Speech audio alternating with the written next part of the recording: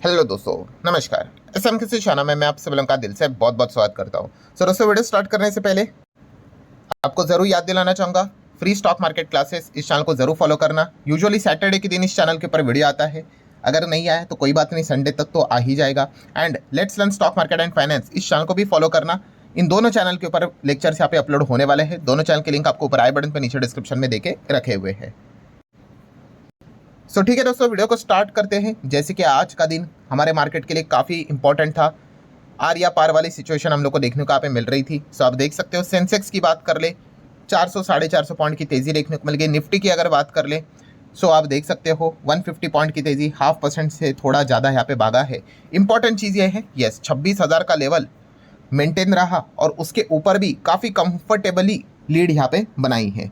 ज़रूर हम यहाँ पे कह सकते हैं, जैसे कि आपको पता ही है आज के दिन का जो इवेंट यहाँ पे था और जो चीज़ है वो 10 बजे यहाँ पे हम लोग को स्टार्ट होते हुए देखने को यहाँ पे मिलने वाली थी। और जैसे ही 10 बजे वो चीज़ यहाँ पे स्टार्ट हुई, वही सबसे लोएस्ट लेवल रहा। मतलब बाजार जब ओपन हुआ उसके बाद थोड़ी सी लीड पकड़ ली थी, बट उसके बाद लगातार आप देख सकते हो बाजार हम लोग को वॉलेटिलिटी के साथ ऊपर ही जाते हुए देखने को यहाँ पे मिला है। नो डाउट दोस्तों, यहाँ पे इस वीडियो में हम बात करने वाले आरबीआई की मॉनेटरी पॉलिसी के बारे में। पूरा A to Z सारा डिटेल आपको इसी एक वीडियो में मिलने वाला है। जितने जितने इंपॉर्टेंट पॉइंट्स है आसान भाषा में मैं आप लोगों को बताऊंगा। प्लस कुछ ऐसी चीज़ें होती है उसका मीनिंग मतलब कैसे होता है, वो फाइनेंस वाले टर्म है। वो भी मैं आपको उसका अर्थ क्या होता है आसान भाषा में एक्सप्लेन करूंगा, तो आपको इजीली सारी चीज़ें समझ में आ जाएगी। जैसे कि आपको पता है हर वक्त एक्सपेक्टेशन हायर लेवल के ही होते हैं। इस वक्त भी मॉनेटरी पॉलिसी से काफ़ी ज़्यादा एक्सपेक्टेशन यहाँ पे थे।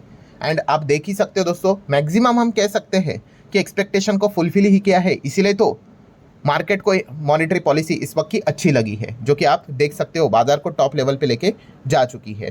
एंड आज के दिन की अगर बात कर ले दोस्तों, तो एक शब्द काफ़ी ज़्यादा पॉपुलर रहा। कौन सा?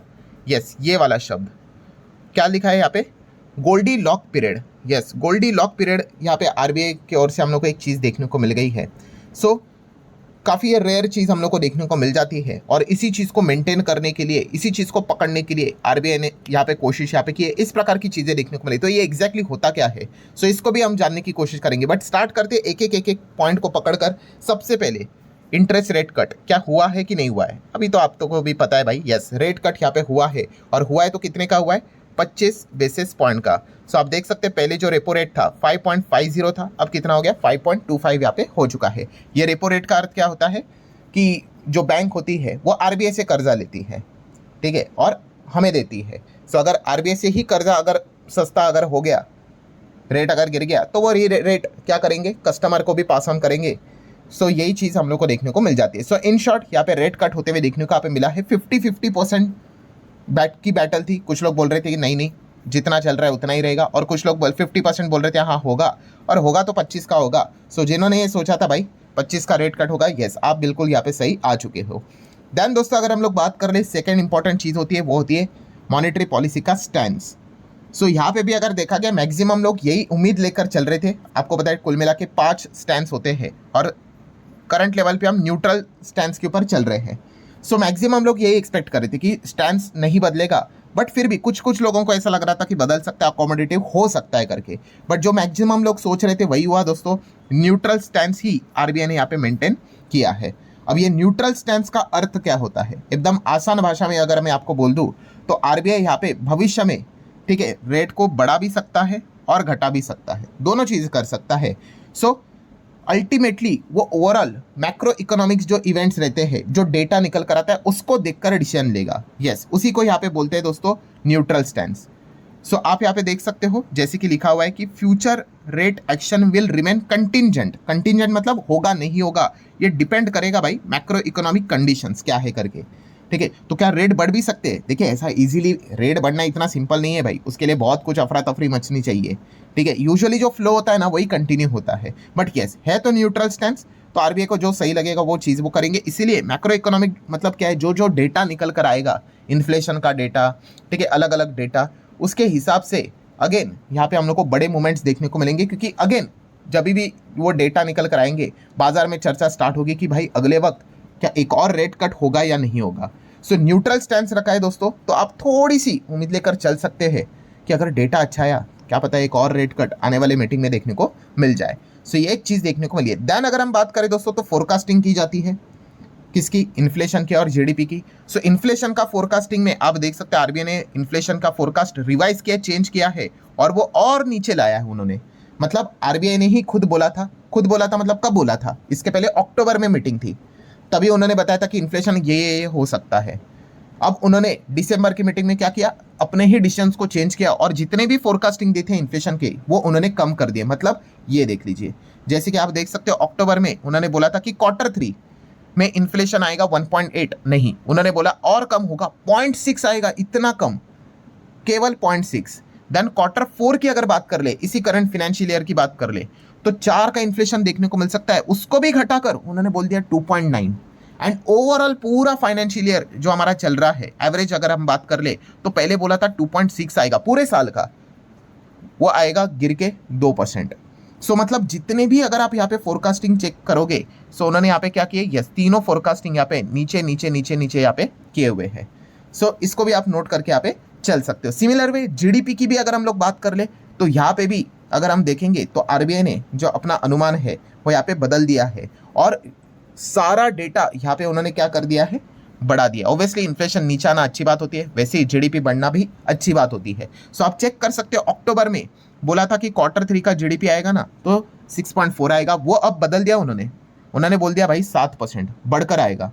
सिमिलर वे Q4 का जीडीपी आएगा तो 6.2 पहले बोला था अक्टूबर में, अब बोला कि नहीं भाई और बढ़ेगा, 6.5 आएगा। और पूरे साल की अगर बात कर ले, फाइनेंशियल ईयर 26 का 6.8 का एस्टिमेशन दिया था, अब वो उन्होंने 7.3 रिवाइज यहाँ पे कर लिया है। मतलब सेम वही चीज़ जो इन्फ्लेशन में देखी थी, इन्फ्लेशन घटा दिया, वैसे ही यहाँ पे तीनों में आप देख सकते हो जो फोरकास्टिंग है क्या कर दिया? जीडीपी का बढ़ा दिया है। सो ये अच्छा पॉइंट हम लोग को जरूर देखने को यहाँ पे मिला है। एंड दोस्तों इसी चीज़ को हम यहाँ पे क्या बोलते हैं? Rare goldilock period. Rare goldilock period मतलब क्या? कि आप यहाँ पे देख सकते हो कि हायर ग्रोथ, मतलब जीडीपी एकदम हायर लेवल पे और उसी टाइम पे इन्फ्लेशन रिकॉर्ड लेवल लो पे, ऐसे पीरियड काफ़ी रेयर देखने को मिल जाते हैं और इसी चीज़ को गोल्डीलॉक पीरियड यहाँ पे संबोधित किया जाता है। और इसी चीज़ को आरबीआई क्या करना चाहता है? मेंटेन भी करना चाहता है और इसीलिए उन्होंने रेट कट भी यहाँ पे किया है। यही पॉइंट फिलहाल तो उन्होंने सामने रखा हुआ है। सो एक और नई चीज़ आपने क्या सीख लिया आज के दिन कि रेयर गोल्डीलॉक पीरियड मतलब क्या? यस, जो चीज़ हमें चाहिए होती है, हमें क्या चाहिए भाई? जीडीपी जितना ऊपर उतना अच्छा और इन्फ्लेशन जितना नीचे उतना अच्छा। सो ये दोनों चीज़ें जब एक साथ देखने को मिल जाती है कि इन्फ्लेशन एकदम लोअर लेवल पे और जीडीपी एकदम हायर लेवल पे, उसी को गोल्डीलॉक पीरियड बोलते हैं और यही चीज़ फिलहाल हम लोग को देखने को यहाँ पे मिल रही है। सो ये एक चीज़ आप लोगों को समझ में यहाँ पे आई होगी। देन अगर हम बात कर ले दोस्तों तो OMO, ओपन मार्केट ऑपरेशंस की अगर हम लोग यहाँ पे बात कर ले तो आप देख सकते हैं RBI to conduct 1 lakh crore OMO during the December to inject the liquidity. मतलब अब ये OMO मतलब क्या? ओपन मार्केट ऑपरेशन मतलब क्या? बहुत ही सिंपल है दोस्तों, बहुत ही सिंपल। आरबीआई यहाँ पे क्या करेगा?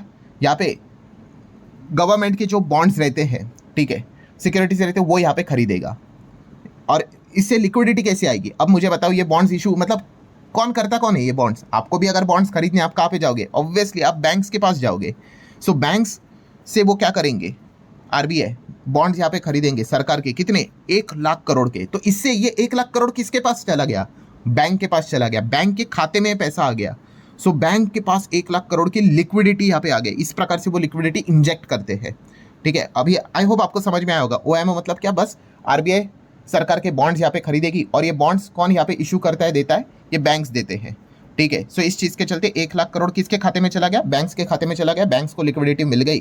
सो ये डबल फायदा यहाँ पे हो गया दोस्तों। इसीलिए जैसे सेंट्रल बैंक ने यही बोला है, क्या बोला है? ये जो गोल्डीलॉक इकोनॉमी है उसको हम सपोर्ट करना चाहते हैं, इसीलिए डबल फायदा हमने किया है। कैसे? रेट कट भी कर दिया प्लस लिक्विडिटी भी बूस्ट कर दी, इस प्रकार से OMO करके। सो ये दोनों चीज़ें उन्होंने यहाँ पे की है जो कि काफ़ी रेयर हम लोग को देखने को यहाँ पे मिल जाती है। देन फॉरेक्स रिजर्व्स की अगर बात कर ले तो आरबीआई ने यहाँ पे बताया है भाई कि हमारे पास लगभग $686 बिलियन का फॉरेक्स रिजर्व पड़ा हुआ है, जो कि 11 महीने के इंपोर्ट्स को यहाँ पे इजीली सपोर्ट कर सकता है।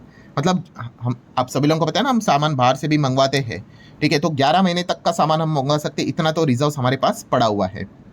देन दोस्तों आ जाते हैं सबसे इंपॉर्टेंट चीज़, भारतीय रुपया। भाई हमारा इंडियन रुपया लगातार नीचे नीचे गिरते ही जा रहा है। तो आरबीआई गवर्नर कुछ तो बोलेंगे, बट मॉनेटरी पॉलिसी ने भाई उन्होंने अपना जितना इतना काम था वहाँ पे इंडियन रुपये के बारे में कुछ भी नहीं बोला।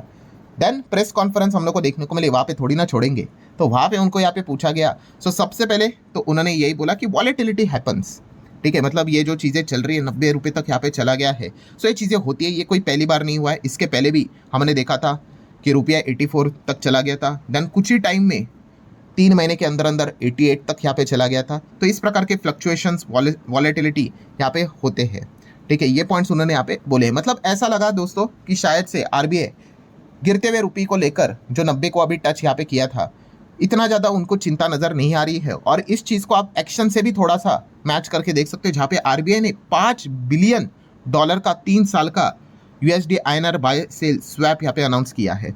सो जैसे ही अनाउंस किया, रुपया अगेन 13 पैसे यहाँ पे गिर गया। सो इन शॉर्ट अगर मैं बोल दूँ कि गिरते हुए रुपये को देखकर शायद से आरबीआई इतना ज़्यादा टेंशन में यहाँ पे नहीं है, ठीक है, वरना इस प्रकार की चीज़ भी वो अनाउंस यहाँ पे नहीं करते। और उन्होंने जवाब भी यही दिया है कि इस प्रकार की वॉलेटिलिटी होती रहती है। सो कंक्लूजन क्या है दोस्तों? कंक्लूजन बस एक ही चीज़ है कि मॉनेटरी पॉलिसी एकदम दमदार रही, ठीक है।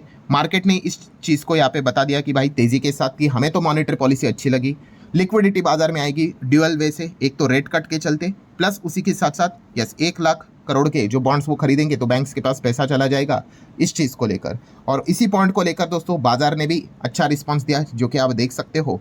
और सबसे ज़्यादा चांदी किसकी हुई? मैंने कल एक वीडियो भी बनाया था, बैंक की। जितना बैंक अब क्या और सस्ता लोन यहाँ पे मिलेगा, ठीक है, लिक्विडिटी भी इनके पास यहाँ पे आई, तो इसलिए आज के दिन आप यहाँ पे देख सकते हैं सबसे ज़्यादा कौन मुस्कुराए? निफ्टी बैंक आप देख सकते हो 0.82 भाग गया, एंड निफ्टी फाइनेंशियल सर्विसेज जिसमें NBFCs भी आ जाते हैं, नियर बाय 1% के आसपास की तेजी इन्होंने दिखा दी है। और ये आपको पता ही है, फाइनेंस सेक्टर अगर खुश, हमारा मार्केट भी खुश, यही चीज़ें देखने को मिल जाती है, उन्हीं का कंट्रीब्यूशन इंडेक्स में हायर लेवल का देखने को मिल जाता है। सो टोटल अगर हम लोग बात कर ले, काफ़ी डिसेंट पॉलिसी यहाँ पे रही है, अच्छा परफॉर्मेंस यहाँ पे रहा है, ठीक है। और जो रेट कट भी यहाँ पे हुआ है, यूनानिमसली डिसीजन लिया गया है, 6 के 6 मेंबर्स ने यहाँ पे बोला है कि हाँ भाई रेट कट यहाँ पे करते हैं, कोई डिस्प्यूट हम लोग को देखने को नहीं मिला है। सो आशा करता हूँ दोस्तों जितनी भी चीज़ें थी आसान भाषा में सारी कवर कर ली। वीडियो हेल्पफुल लगा होगा, चाहो तो लाइक एंड शेयर कर सकते हैं। मिलते हैं अगले वीडियो में, तब तक के लिए बाय बाय।